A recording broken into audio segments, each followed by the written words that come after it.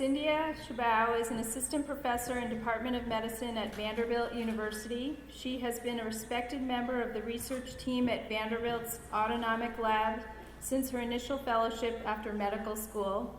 She has co-authored numerous publications related to blood pressure, hypertension, and other autonomic dysfunction.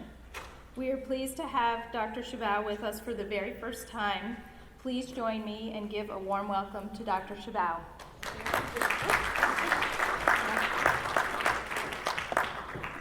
Hello. I would like to thank the organizer, particularly Lauren, for her invitation to participate in this meeting.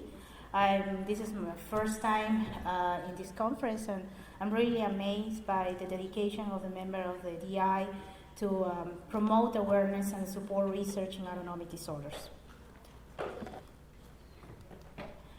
So these are my disclosure. I created this slide because I wanted to be sure that the message that I'm going to give is understood. My talk will outline what is hyperadrenergic POTS, how physicians diagnose and test this particular condition, what are the drug therapy available for management of patients that have hyperadrenergic POTS, and briefly I will discuss about the differences between hyperadrenergic POTS and hyperadrenergic OH, which stands for orthostatic hypotension. So I know that you probably are all familiar with this definition. In 2011, the American Autonomic Society, which I am a proud member of, the scientific committee, redefined post-traumatic tachycardia syndrome as a chronic disorder, more than 6 months symptoms of feeling of fainting, and other symptoms associated with upright posture, and of course the increasing heart rate of equal of more than 30 beats per minute without the presence of orthostatic hypotension. And orthostatic hypotension is defined as a drop in blood pressure, more than 20 millimeters of mercury in systolic blood pressure, which is always the upper number when you look at your blood pressure, and more than 10 millimeters of mercury in diastolic blood pressure within 3 minutes of standing. And I just want to make clear that orthostatic hypotension, post-traumatic tachycardia syndrome are mutually exclusive syndromes. You cannot have both. Now, I will start this talk by discussing the case of a patient. And this is a patient that I saw in my clinic, a 19-year-old female, referred to the Vanderbilt Autonomic Clinic for management of refractory POTS. Now, this particular patient has 3-year history of fainting, near fainting episodes. Whenever she stands up, her heart rate goes up tremendously. She feels, of course, weak, the vision fades, and before losing her consciousness, she also has shakiness, excessive sweating, particularly in her upper body, and nervousness, horrible headaches, this symptom called as a crawling sensation all over her skin, and the physical examination for this particular patient was consistent with orthostatic tachycardia. Now, Vanderbilt worked as a referral center, so this patient was primarily worked out by her primary care physician, and her labs are here. Her cell blood counts, particularly red blood cell count, her hematocrit was 37, so it's mildly abnormal. She was a little bit anemic. All the patients around this audience, you know that when you complain of palpitations, your doctor will always check thyroid function tests, sometimes multiple times in a year. And of course, she had one, and it was normal. She had a normal EKG. She had an echocardiogram. And a patient with syncope, you have to rule out structural heart abnormality, so it was completely normal. And because of her history of nausea and bloating, and difficulties to have a normal meal, she had a gastric emptying study which was abnormal. She had a delayed gastric empty. She was diagnosed with gastroparesis. And her primary care physicians referred her to a cardiologist who performed a tilt table test, and it was abnormal. She has a tremendous increase in heart rate when she was tilted up, and she was diagnosed with post-traumatic tachycardia syndrome. Now, when I saw this patient, she had more than 13 different types of medications. She was receiving IV fluids, 1 liter 3 times a week. She was on extended release of propranolol. She was on pressor agents. She was on midodrine, and these other multiple medications for the comorbidities that are commonly associated with POTS. Now, she was already on full therapy for POTS. So, and the question for us, the autonomic specialist, the CD patient, is there anything else that we can try? Now, the propranolol did improve some of the symptoms, particularly the tachycardia. She also has these large fluctuations in her blood pressure, and sometimes episodes of elevated blood pressure that met criteria for hypertension. It was systolic about 140. And of course, she has these symptoms that may suggest that there is a hyperadrenergic component, the increased sweating, the shakiness, and the nervousness. And she has some relief with the IV saline, but her symptoms are still persistent. So when you see an autonomic physician, there are a couple of things that we have learned over time to do in our patients. First, we need to define if you have fainting. What are these fainting episodes? There is definitely the presence of neurally mediated syncope in patients with POTS. And it's very important to do a very good history. And the patient's history in this case was a typical history for vasovagal syncope. And what is a typical history? Usually episodes happen when the patient is upright, either seated or standing. These episodes are short in duration. Some patients, not all of them, have prodromal symptoms, so they feel that something is getting wrong, that something is going on.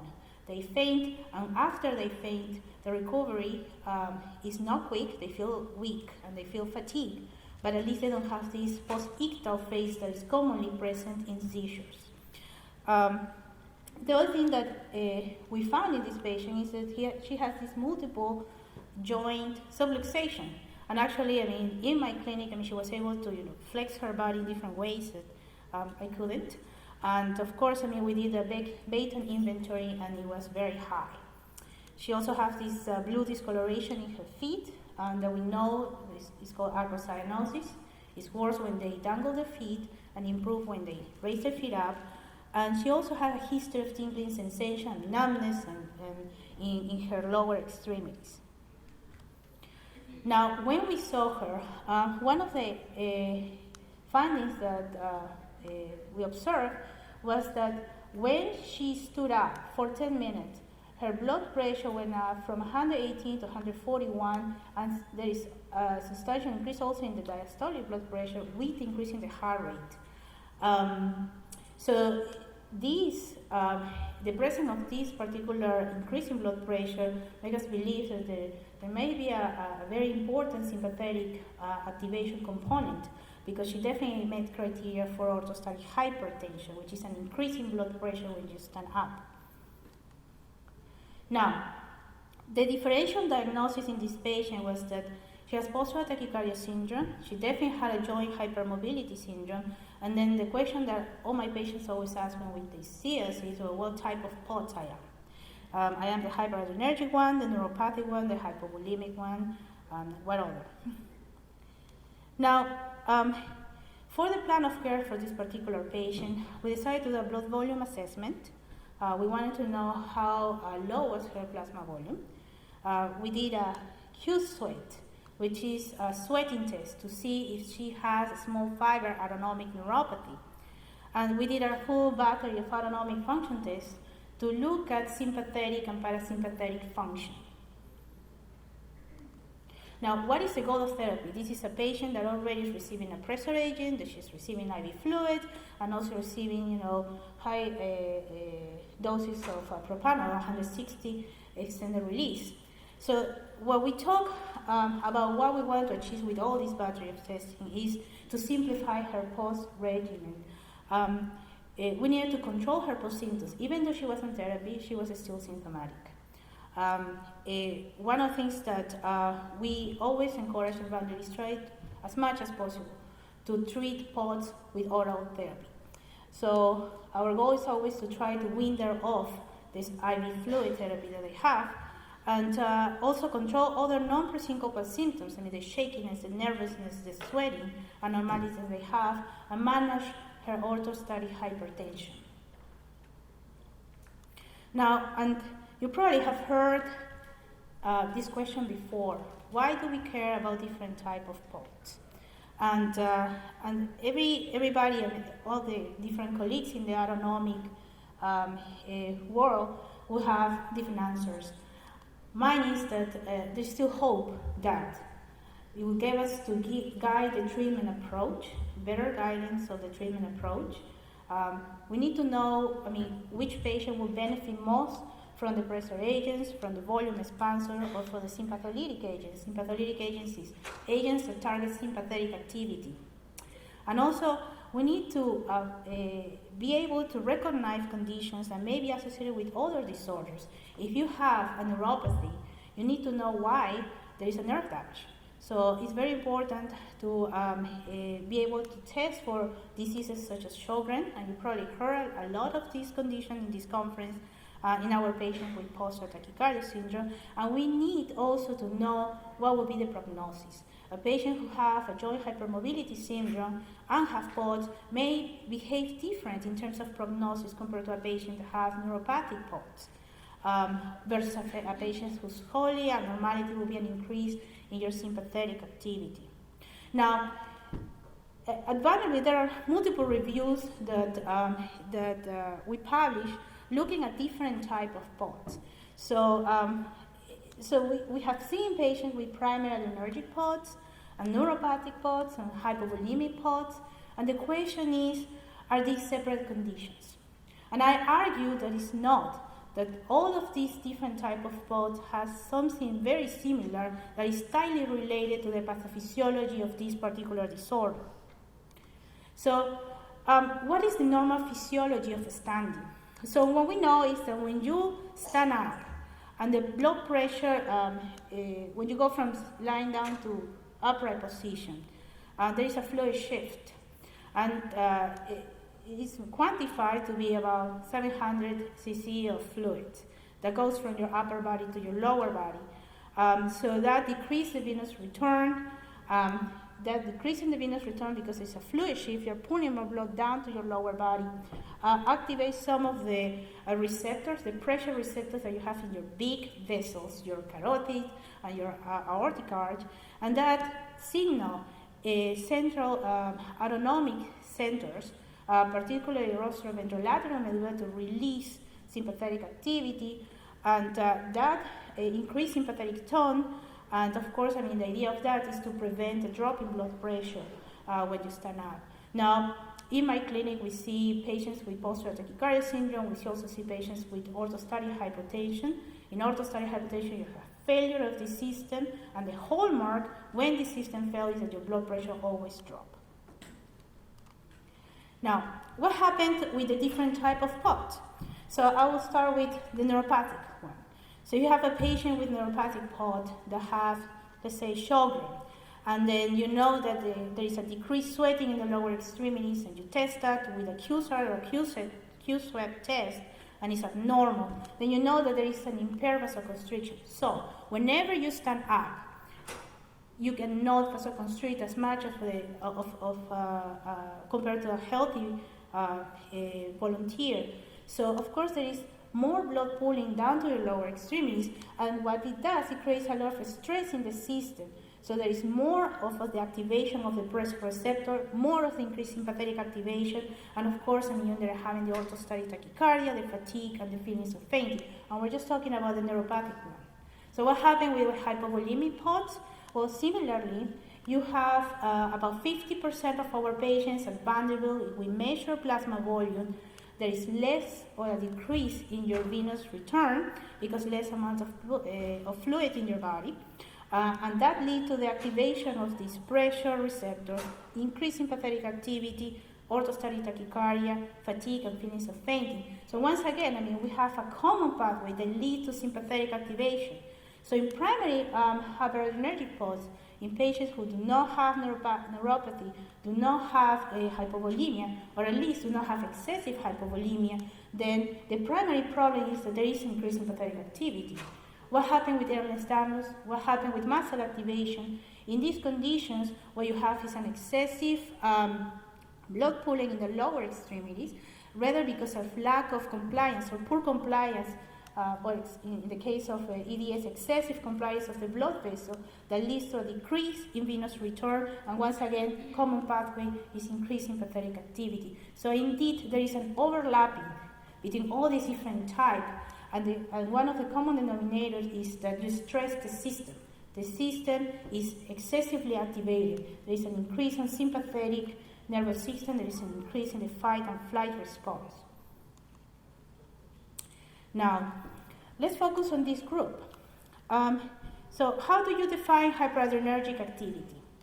Now, some of the patients that come to my clinic, they have this history. Well, my doctor said I'm hyperadrenergic. And I say, well, how do you know you are hyperadrenergic?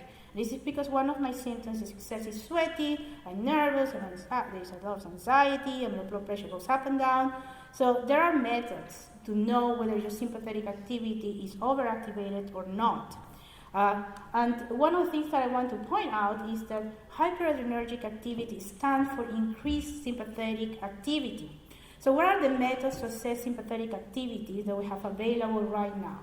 So if you go in a research setting, we can definitely put a needle in your peroneal nerve and measure your sympathetic charge. And we call that microneurography. We can measure how much your heart rate fluctuates up and down, and how much your heart rate fluctuates, and that's a spectral analysis of your blood pressure and your heart rate variability. These are methods that are used in research. These are methods that I usually use in my studies. Now, in clinic, what we have available is that let's measure your blood pressure and your heart rate when you stand up. Your blood pressure, when your blood pressure increases when you stand up, we call that orthostatic hypertension. And that's definitely a sign that your sympathetic nervous system is overactivated.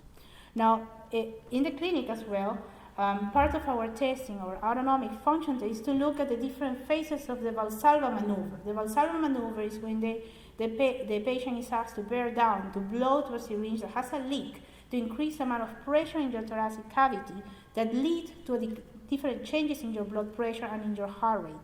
By looking at the different changes in your blood pressure and in your heart rate, you can estimate if your sympathetic activity is elevated.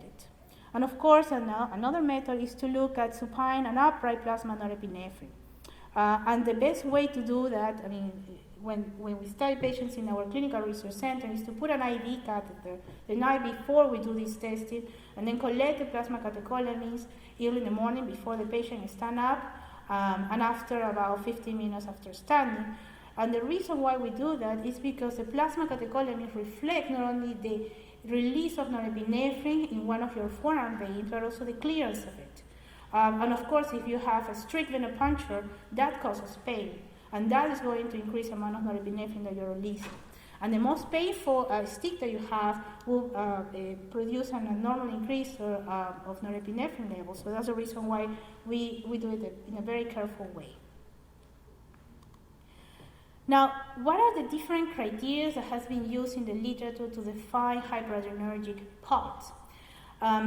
So at Vanderbilt, we use upright norepinephrine levels. If your upright norepinephrine level is about 600, we say, well, there is a chance that there is an elevated sympathetic activity. In patients, that we have seen in clinic that has substantial increase in blood pressure upon standing, sometimes the levels of plasma catecholamines are above 1,000. Then we also look at the orthostatic changes in your blood pressure.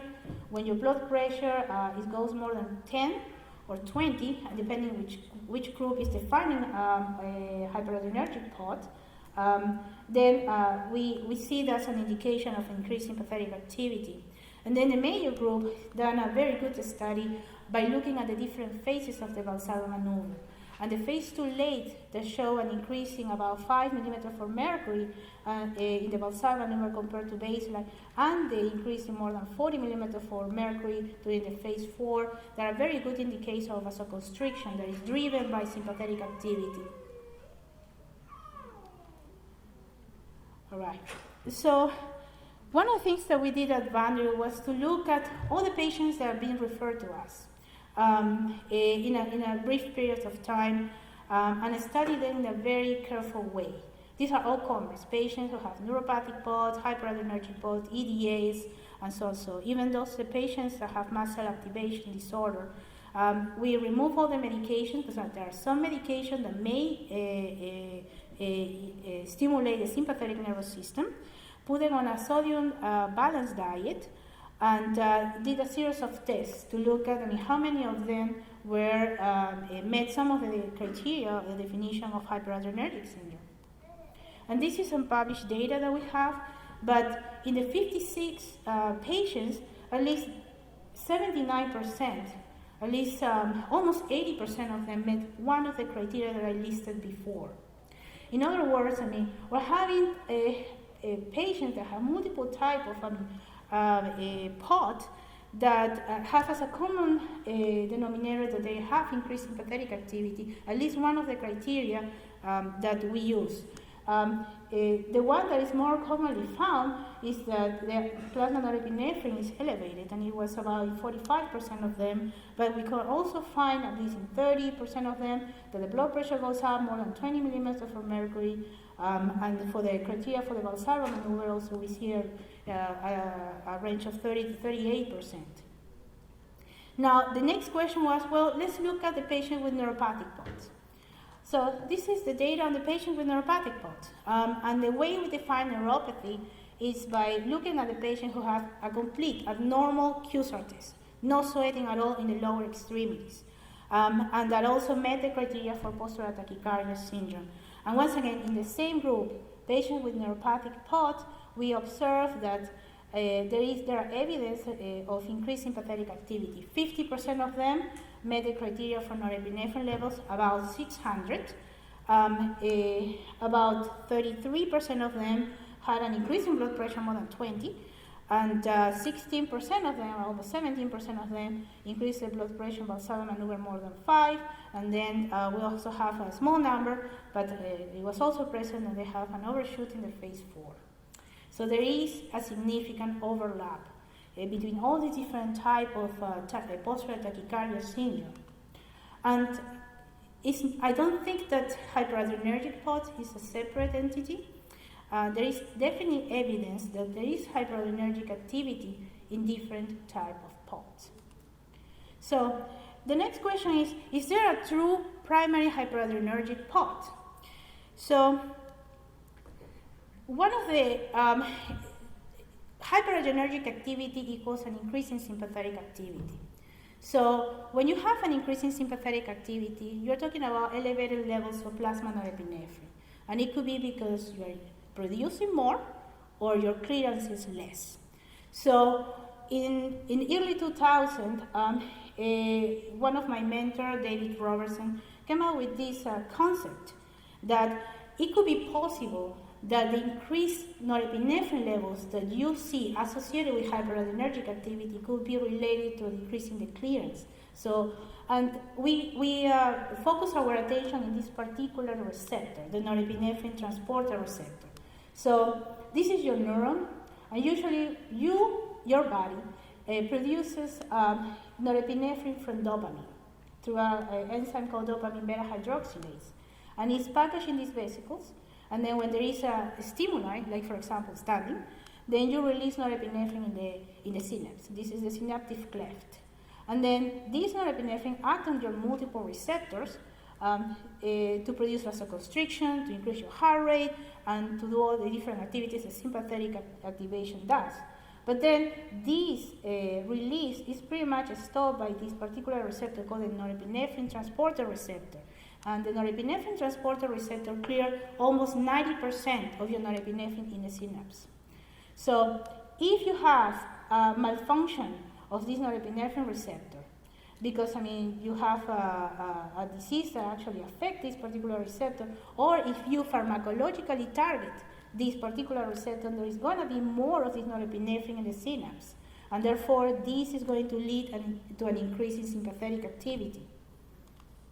Now, in 2000, David Robertson and John Shannon reported a group of twin sisters, actually, that were referred to Vanderbilt with a phenotype that was very similar to the patient with postural tachycardia syndrome that we studied in our clinic. And it was a particular mutation on this norepinephrine transporter that causes this particular problem. This point mutation in this particular position was responsible for a malfunction norepinephrine transporter receptor. The norepinephrine transporter receptor in this patient didn't work. And therefore, what we observed in the patients when they were supine means when they were lying down, that the heart rate was much higher. And of course, when they stood up, the heart rate was significantly elevated. And thus, the orthostatic tachycardia in this affected family that led us to think that there may be a genetic mutation that is associated with this particular increased sympathetic activity phenotype. However, we were looking for more patients affected with this condition, and since the initial report, we haven't seen any other family affected by this particular mutation. Now, this case for us was a shift in paradigm. Why? Because, once again, the initial knowledge was that the increased sympathetic activity was because you release more norepinephrine. And what we're talking now is that it's the clearance of norepinephrine that may be affected. Now, even though we haven't found another family that was affected by this particular mutation, it opened two different new areas of research in our group.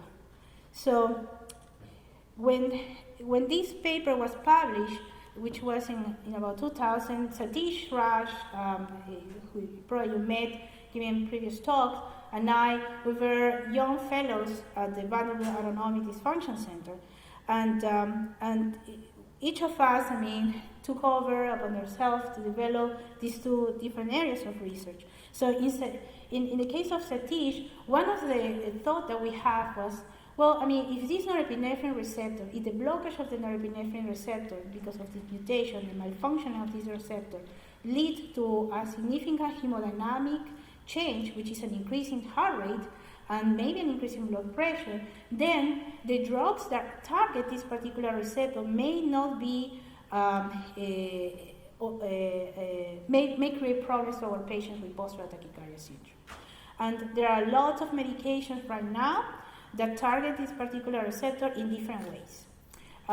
So we use atomoxetine, which is also known as Strattera, commonly used for attention deficit hyperactivity disorder. And we tested a hypothesis where patients with POTS treated with this particular medication will have worsening of the orthostatic tachycardia. And indeed, after an acute administration, what we observed is that when you measure standing heart rate, and the standing heart rate is starting in this particular group at around 110, you see a substantial increase in your heart rate if you receive an acute dose of atomoxetine. And atomoxetine is a selective norepinephrine transporter receptor commonly used for the treatment of attention deficit disorder in children and adults. And similar to that, there are other multiple antidepressant agents that have a combined serotonergic receptor blockade and norepinephrine receptor blockade that may produce similar effect. Now, in my case, I was more focused on patients with autonomic disorders that are characterized by a drop in blood pressure, patients with autonomic failure. And one of the things that we did is we worked on the hypothesis that maybe this receptor, targeting this receptor, will help us to treat patients who have low blood pressure when they stand up. So that led us to a couple of papers that we published a couple of years ago, a proof of concept patients looking at this particular medication for the treatment of autonomic failure, patients with orthostatic hypotension, that later led to one of the first clinical trials with acute administration of this particular medication. And now I'm very glad to say that the FDA have given us some funding to conduct the first multi-center clinical trial for this particular to test the hypothesis that atomoxetine actually improves symptoms of fainting in patients with autonomic failure. Now, let's go back to the case. So, when we look at the different result of this particular patient, what we observed is that she had a mild decrease in blood volume assessment based on the blood volume measurement. Even though she was receiving IV fluids, I mean, the test was abnormal, and mostly it's because she was a little bit anemic. She had a normal QSAT and QSAT assessment, and during the autonomic function test, this is what we observed. This is the blood pressure, and this is the heart rate. So one of the measurements that we do is we do control breathing. We ask the patient to breathe in and out. And then what I tell my patient is that if this is flat, then you're in trouble. If you have this nice undulation, that means that your sinus arrhythmia, your parasympathetic function is working. And she did have a normal sinus arrhythmia. And this is, what you can see in a normal control. So the parasympathetic nervous system was working pretty well. Now, then we look at the Valsalva maneuver in this patient. And this is the patient, and this is the normal control. And once again, I mentioned before that one of the criteria for hyperadrenergic activity is to look at different phase 2 late and the phase 4 of the Valsalva maneuver, which is here and here. So normally, and this is a normal subject, you have 4 different phases. So ask the patient to take a deep breath, and blood pressure goes up a little bit. So this is the blood pressure goes up a little bit. You blow through a syringe, increase amount of pressure in your thoracic cavity, decrease the amount of blood coming back into your heart, your blood pressure drop. That happens in everybody. And then your receptor senses that your blood pressure is dropping, so they tell your brain to start fighting sympathetic activity, and then you see a slightly increase in your blood pressure at the end of the Valsalva maneuver, and then you stop breathing through the syringe, and all this blood comes back to your heart, and then you have this huge overshoot of your blood pressure. Now, this is exaggerated in this patient, and it's consistent with an increased sympathetic vasoconstrictor function. Now, and then what we did is 10-minute still table testing in this particular patient. Once again, this is the blood pressure, this is the heart rate. When this curve goes up, the heart rate is accelerating. When it goes down, it's decelerating. And then this is the blood pressure. She had a little drop in the blood pressure here. I think it's part of our measurement. She has a lot of variability in the blood pressure with increase in the heart rate. And when we measure the blood pressure with automatic sphygmomanometer, the blood pressure was 118/77 with a heart rate of 81, and it went to 140 with a diastolic of 104. And at the end of the test, actually, when we measured blood pressure, it was around 150. And then we decided to tilt her back to zero horizontal position. This is a normal subject. The normal subject, you will see still some variability because your autonomic nervous system is working, but not as much compared to this patient. And of course, you don't see this hump in your heart rate when you stand up or when you are tilted up. Now, we also mentioned measure plasma catecholamines in this patient. The supine was around 150, Abra was about 760, so she did meet criteria. And when we look at the different criteria that I mentioned, she at least has 3 of the 4. She had the upright plasma norepinephrine, increase in blood pressure when she stood up, and also the increase in the systolic blood pressure during the phase 4 of the Valsalva maneuver. So there is evidence in this patient that there is indeed increased sympathetic activity. And now the question is, then what we do with this information, right? So she already was receiving beta blockers. So non-selective beta blockers, particularly propranolol across the blood-brain barrier, are a good option. But she already was on this medication. We do not recommend this in patients with mast cell activation because it stimulates the mast cells to degranulate. The alternative would be to use central sympatholytic agents. Some patients use clonine. We have some experience with methyldopa. We like methyldopa. And then there are other, therapies that were reported before in 1 or 2 cases. So, of course, we encourage the patient to continue with the salt and fluid intake orally. And then we initiate the low doses of methyldopa. We usually do it at night, 125 milligrams at bedtime, and we do a very, very slow titration. And I reevaluate her in 30 days. Now, why methyldopa? Why not clonidine? Why not guanfacine and other medications that are out there? John Oates, who is the former chairman of the Department of Medicine at Vanderbilt, actually discovered methyldopa in 1959.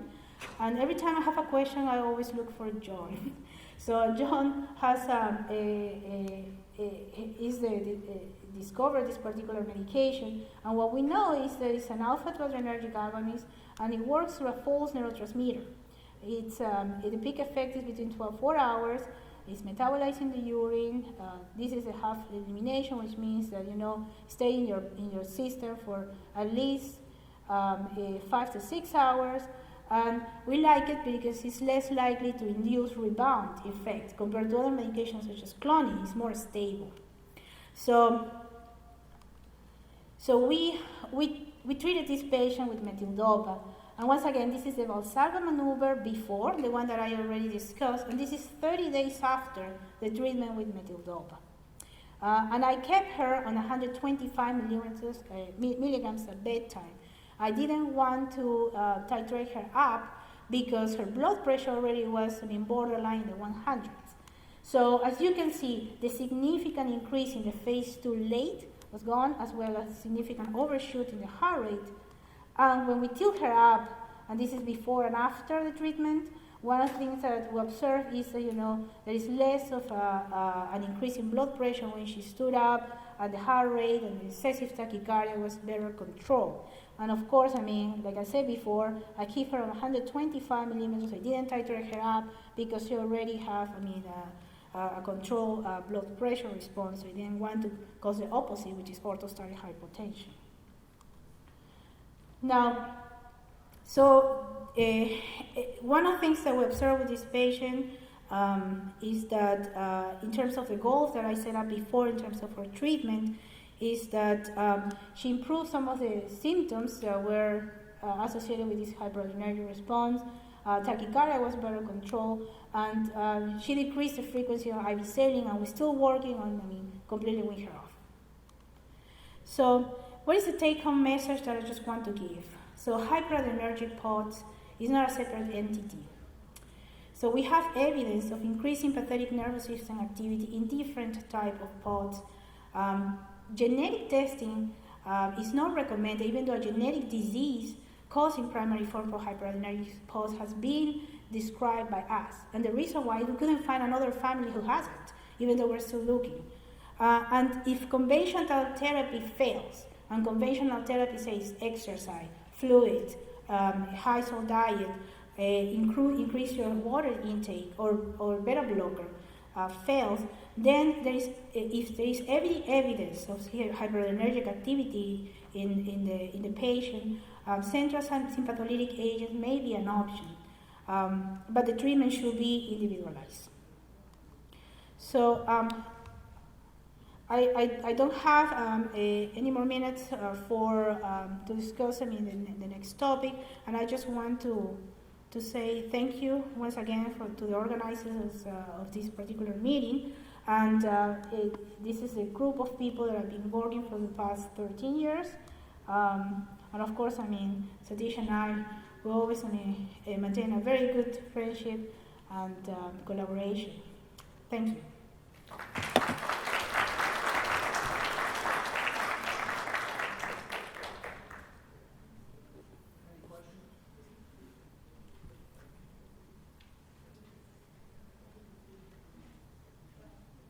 Given that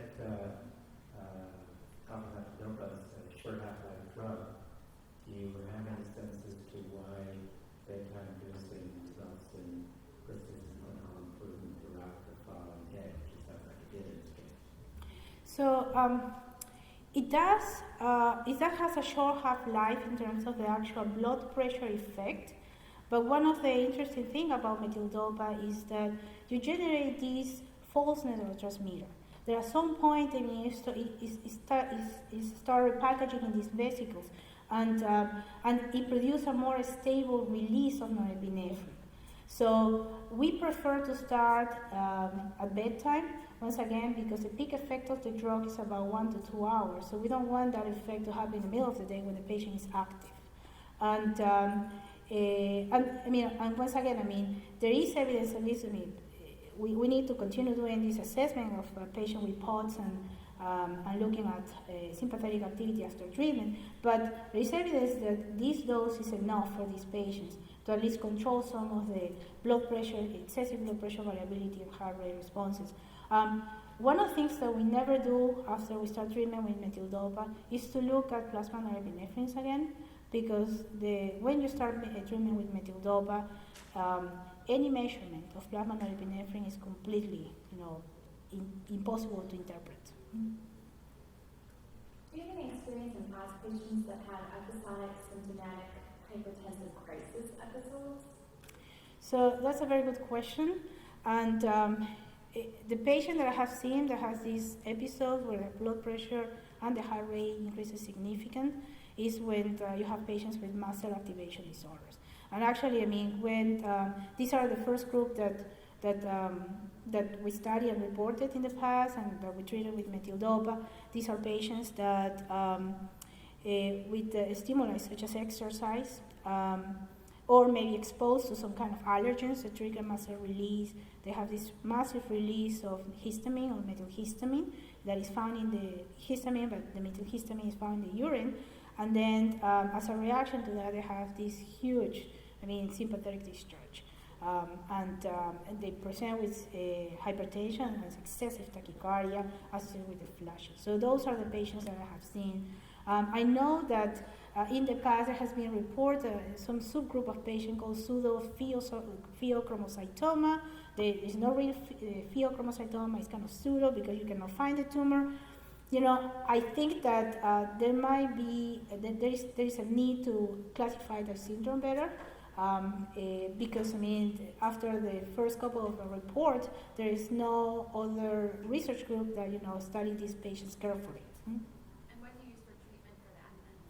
Well, once again, in the first report of the patient with mast cell activation, of course you have to treat the source of the mast cell degranulation, which is H1, H2 blockers, and also we use methyldopa in some of these patients. Mm-hmm.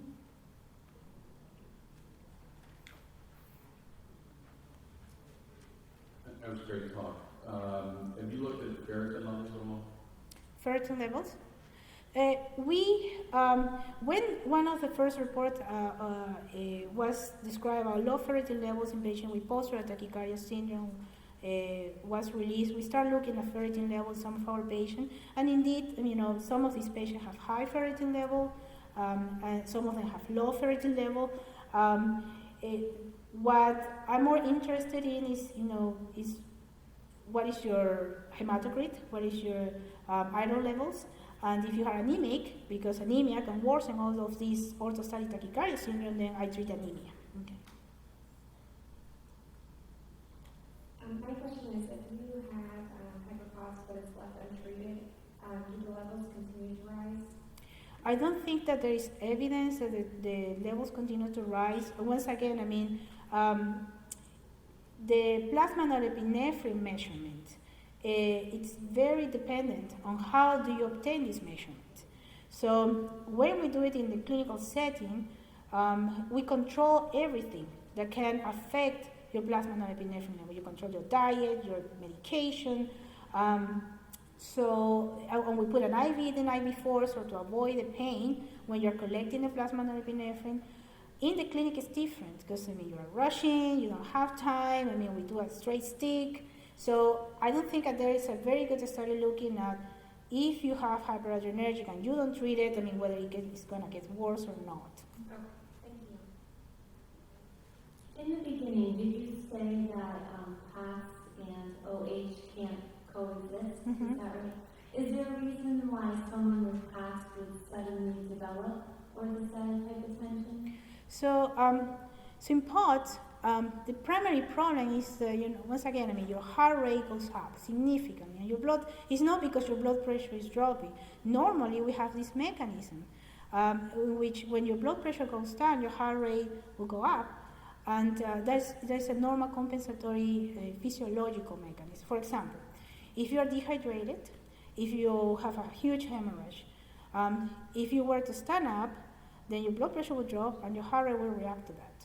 So in patients with POTS, we don't see that. We just see, the massive increase in your heart rate, but this is not compensatory to a decrease in your blood pressure. So that's the reason why, physiologically, we cannot say that POTS and orthostatic hypotension coexist.